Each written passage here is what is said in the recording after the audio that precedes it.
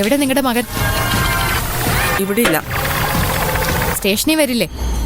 അതോ പേടിച്ചൊളിക്കോ? നിന്നെ എന്തിനാടി അവൻ പേടിക്കുന്നേ? നിന്നോട് ഞങ്ങൾ ആരും ഒരു ദ്രോഹവും ചെയ്തിട്ടില്ലല്ലോ. നീ ഞങ്ങളെയല്ലേ ദ്രോഹിച്ചോണ്ടിരിക്കുന്നേ?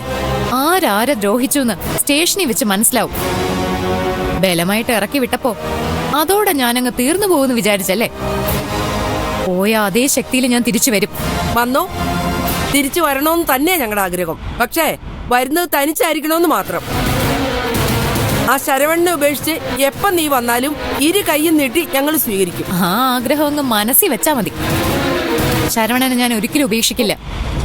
ഞങ്ങൾ ഒരുമിച്ച് ജീവിക്കും ഈ ജീവിതകാലം മുഴുവൻ. നിന്റെ മോഹം നടക്കുന്ന് ഒരിക്കലും ഞാൻ വിചാരിക്കുന്നില്ല. അതിന്റെ തുടക്കം സ്റ്റേഷനിൽ നടക്കാൻ പോകുന്നത്. എനിക്കെതിരെ അവിടെ വെച്ച് എന്തെങ്കിലും പറഞ്ഞ അതിന്റെ സകല ഭവിഷ്യത്തും അനുഭവിക്കേണ്ടി വരുന്നത് നിങ്ങളുടെ മകനും ഭാര്യയ്ക്കുമായിരിക്കും. നീ എന്താടി ഞങ്ങളെ പേടിപ്പിക്കുകയാണോ? വെല്ലുവിളി വരട്ടിലൊന്നും എന്റെ അടുത്ത് വേണ്ട കേട്ടോ. നിനക്കെന്തെങ്കിലും പറയാനുണ്ടെങ്കിൽ അത് പോലീസ് സ്റ്റേഷനിൽ പറഞ്ഞാൽ മതി. അതിനുള്ള മറുപടി നിരഞ്ജൻ നിനക്ക് അവിടെ വെച്ച് തന്നോളൂ. ഇവിടെ വന്ന ആളാവാൻ നിന്നാലുണ്ടല്ലോ, അരി കഴുകിയ വെള്ളം ഇരിപ്പുണ്ട് അടുക്കളയില്. അതെടുത്ത് ഞാൻ തലവഴി ഒഴിക്കും. ഒന്നും ഇവിടെ കൊണ്ടൊന്നും തീരില്ലെന്ന് ഇപ്പൊ എനിക്ക് മനസ്സിലായി. സ്റ്റേഷനിൽ എന്ത് പറയുന്നു നോക്കട്ടെ. പിന്നെ എന്ത് ചെയ്യുമെന്ന് അതിന് ശേഷം ഞാൻ പറയാം. ഓടി അവിടുന്ന്. പേടിപ്പിക്കാൻ വന്നിരിക്കുന്നു. നീ പേടിപ്പിക്കാൻ നോക്കിയാലൊന്നും പേടിക്കുന്നവളല്ല ഞാൻ. കാണിച്ചു തരാം നിങ്ങളെ ഞാൻ. ഇതിൽ കൂടുതൽ എന്ത് കാണിക്കാൻ?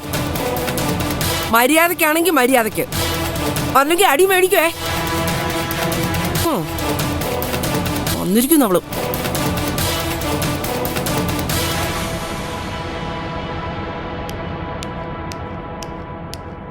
നീ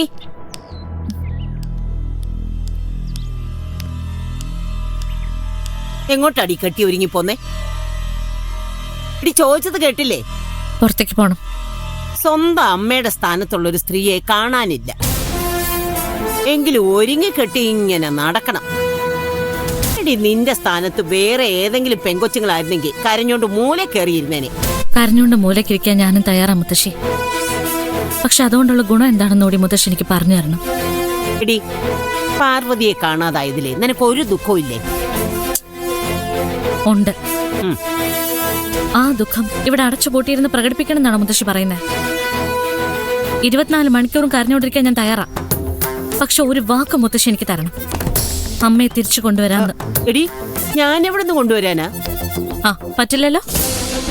അപ്പൊ പിന്നെ എന്തിനാ മുത്തശ്ശി വെറുതെ ഇങ്ങനെ സങ്കടപ്പെട്ടിരിക്കണം എന്ന് പറയുന്നത്? സങ്കടം ഉണ്ട്, അതുള്ളില്ല. ഈ ആൾക്കാരെ ബോധിപ്പിക്കാനായിട്ട് അഭിനയിക്കേണ്ട ആവശ്യമൊന്നും എനിക്കില്ല.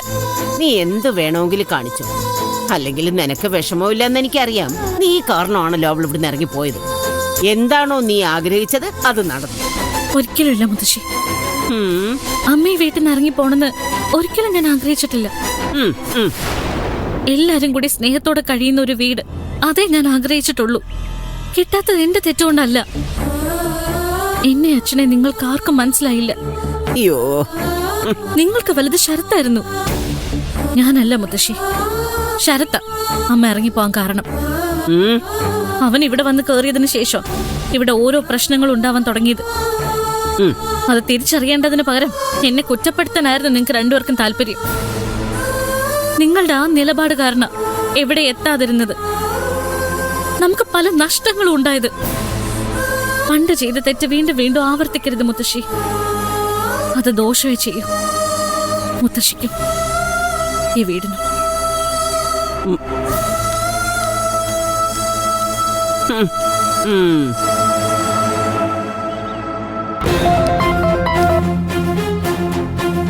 പൊന്നുമണി, ഇറങ്ങിയോ നീ?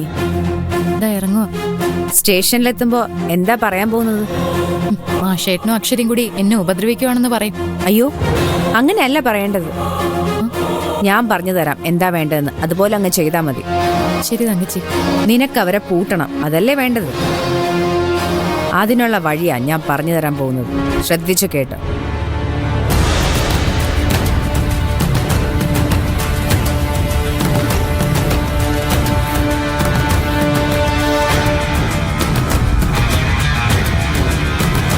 എങ്ങനെയുണ്ട് ഐഡിയ? കൊള്ളാം. അവരനുകൂലിച്ചാലും എതിർത്താലും നിനക്ക് ലാഭം. മനസ്സിലായോ? നിന്റെ ഭാഗം നീ ഭംഗിയായിട്ട് അവതരിപ്പിക്കണം. നിന്റെ ഭാഗത്ത് ന്യായമുള്ളത് കൊണ്ട് പോലീസ് നിന്റെ കൂടെ നിൽക്കൂ. മാഷേട്ടൻ അവരെന്ത് നിലപാടെടുക്കുന്ന അറിയാൻ പാടില്ലാത്ത.